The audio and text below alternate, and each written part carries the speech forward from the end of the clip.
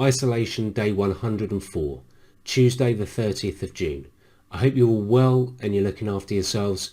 I did say yesterday that I would present to you my latest decision tree, but I've received in the post my very recent blood test results. So this evening what I wanted to do was just run through the highlights of these.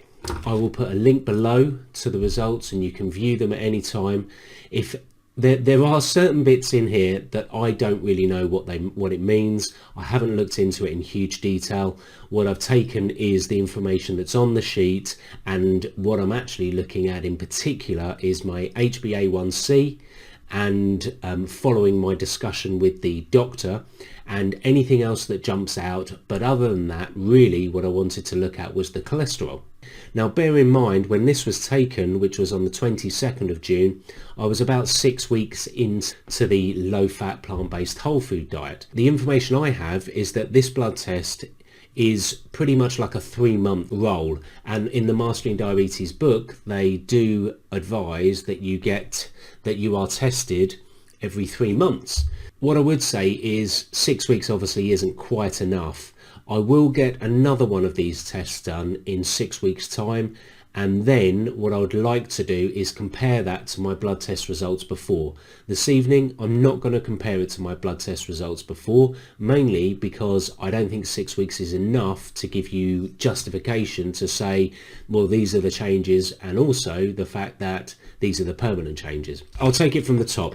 Okay, HbA1c level is 27.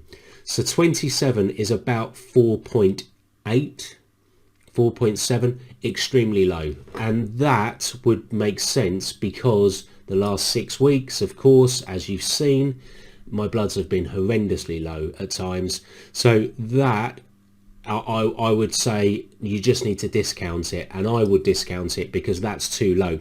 Interestingly, when I spoke to the doctor about it, they didn't bring that up. They didn't bring that up as an issue of being too low. Even though I'm diabetic, even though 27 is clearly too low, they didn't bring that up as an issue whatsoever, because it falls within the normal range, which is 20 to 41 apparently.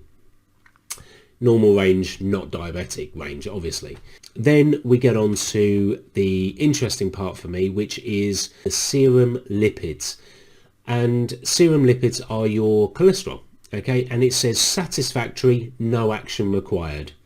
It's not a damning indictment. It's not a sort of, shout to the rooftops. So let's look at the cholesterol. The serum cholesterol needs to be between 2 and 5 millimoles, and my figure is 3.4.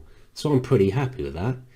The serum triglycerides, which triglycerides, as I understand it, is your mixture of your HDL, which is your good cholesterol, and your LDL, that's your bad cholesterol. My triglycerides, the range they state on here should be between 0.5 and 2, and I'm 0.9, so I'm pretty happy with that. The serum HDL cholesterol level should be between 1.1 and 2. Now HDL is the good cholesterol level, should be between 1.1 and 2, and I'm 0.9. So I'm slightly low on that, which is something I need to look at. The LDL cholesterol, which is your bad cholesterol, should be between 1 and 3, and I'm 2.1. So overall, yes, the HDL, which is the good cholesterol, is slightly low. The LDL cholesterol is well within range. The triglycerides, which as I understand it is the mixture of the two, is within range, so I'm happy. The non-HDL cholesterol level needs to be less than 3.5, and I'm 2.5. So overall, cholesterol, I'm pretty happy with at the moment. Again, I'm not going to form any big judgments on this until I've been on this diet for 3 months. The liver function test says it's all normal. The electrolytes says it's all normal. My blood count has to be repeated within 4 to 6 weeks, and the reason for that is my platelet count is low. It's 144, and the normal range is 150 to 400. Now this was the only thing that the doctor was concerned about. Not really concerned. On discussing it with her, she was pretty chilled about it, to be honest, but what she said was there could be numerous reasons why, and one of the reasons she stated was you could be dehydrated. And a big part of the Mastering Diabetes guidance is where they tell you that you must drink plenty of water. And clearly I'm not drinking enough of that. So that's pretty much it. Okay, that's my blood test results. As I said, they'll be below. Tomorrow I will get onto my decision trees, and again I will certainly do this in another 6 to 8 weeks, and I will give you a full update. But I wanted to do that just because it only arrived today. So if anyone is looking at these blood test results and anything comes to mind, please feel free to comment on this video. Feel free to give me some advice, because this isn't my forte. This isn't something that I know a lot about.